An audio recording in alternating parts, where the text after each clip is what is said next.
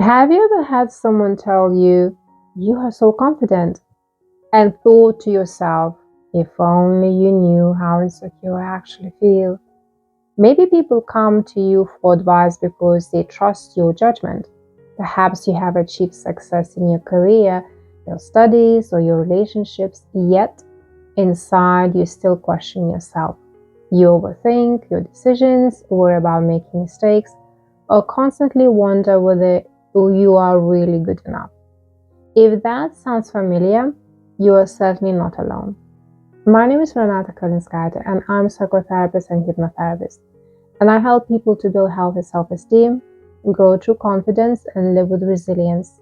And if negative self-talk or self-doubt is something you struggle with, I have created a free self-esteem and confidence affirmations audio to help you start rewiring your inner dialogue. You will find the link in the description.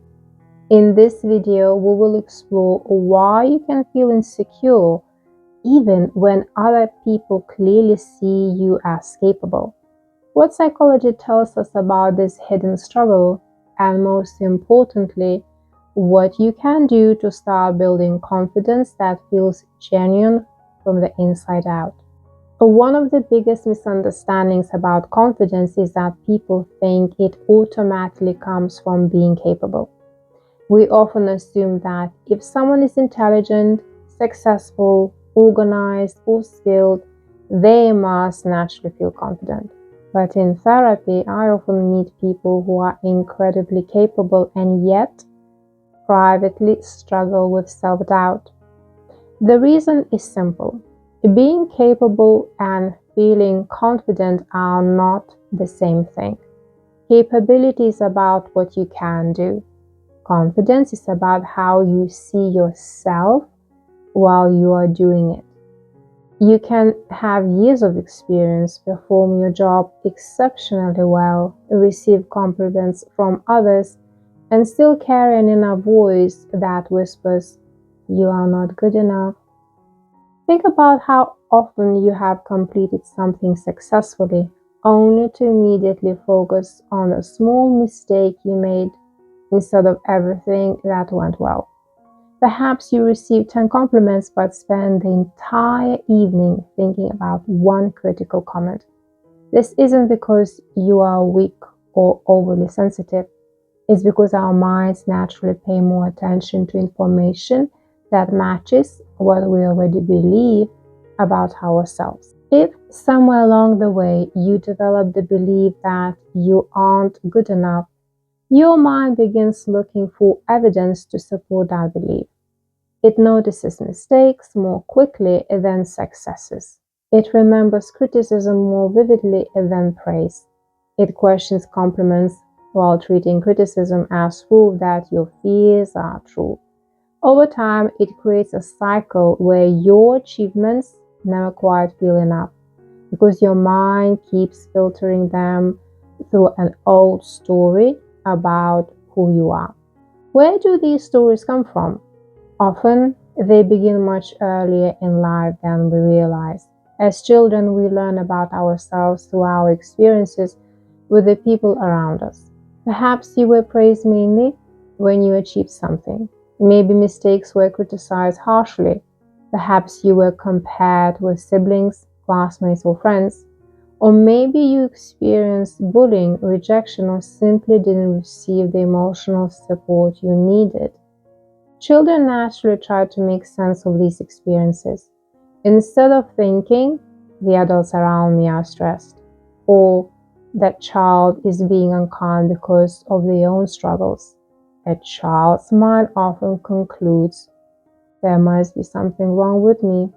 Those early conclusions can quietly stay with us for years, even when our lives have completely changed. This is why so many successful adults still struggle with insecurity.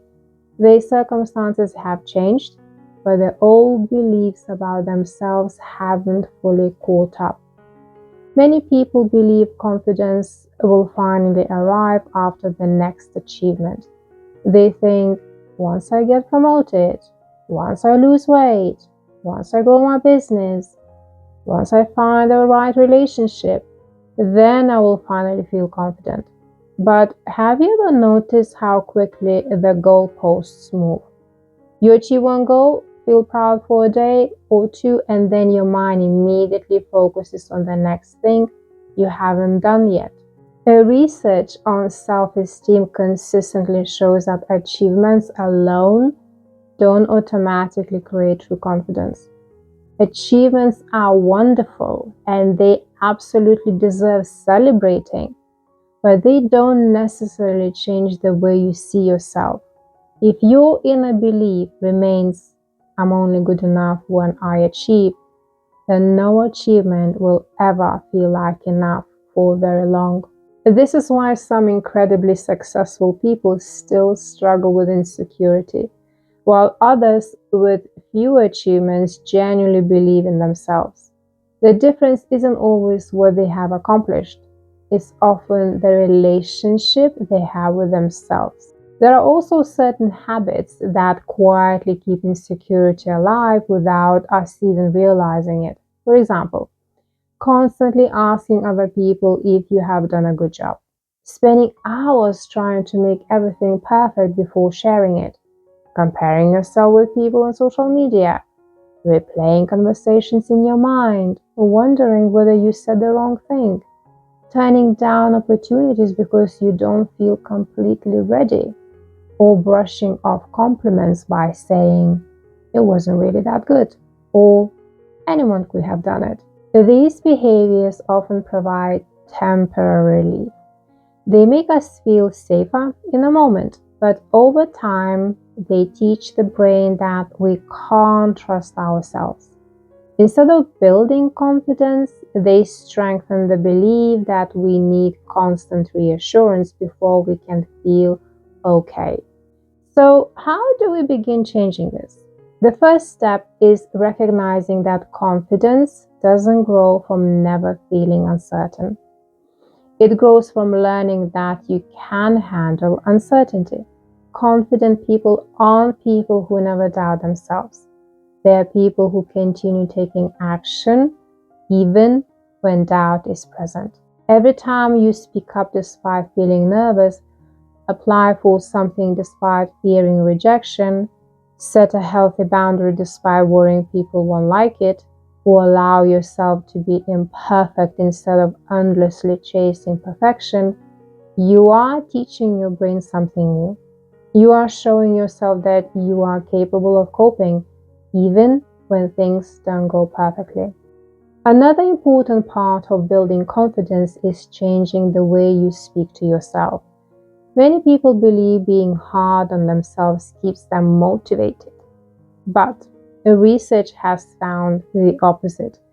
People who respond to mistakes with kindness, understanding, and encouragement are often more resilient, more willing to learn, and more likely to keep going after setbacks than those who constantly criticize themselves. Imagine speaking to yourself the way you would speak to someone you genuinely care about. Instead of saying, I'm useless, I always mess things up, you might say, that didn't go as I hoped, but everyone makes mistakes. What can I learn from this?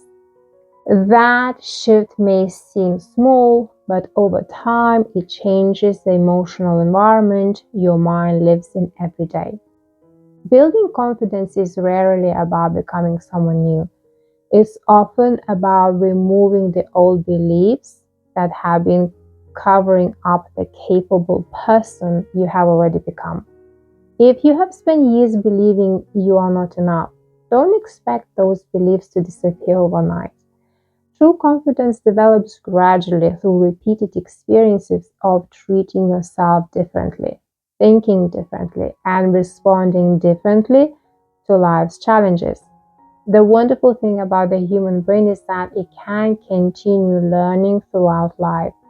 The beliefs you formed years ago don't have to define your future forever. With awareness, patience, and repeated practice, your inner dialogue can begin to change. And as it changes, the way you experience yourself begins to change too. If you would like support with shifting negative self-talk and building healthier self-esteem, you can download my free self-esteem and confidence affirmations audio below.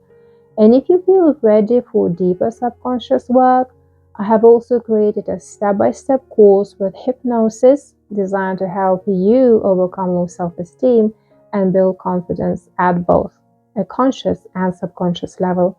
You'll find both links in the description. Remember, feeling insecure doesn't mean you aren't capable. It often means your mind is still holding on to an outdated story about who you are. The more you challenge that story with compassion, courage, and new experiences, the more your confidence can begin to reflect the capable person others have probably seen in you all along. If you found this video helpful, please subscribe to the channel. I share new videos each week to help you build healthy self-esteem, grow true confidence, and live with greater resilience. Thank you for watching, and I'll see you in the next video.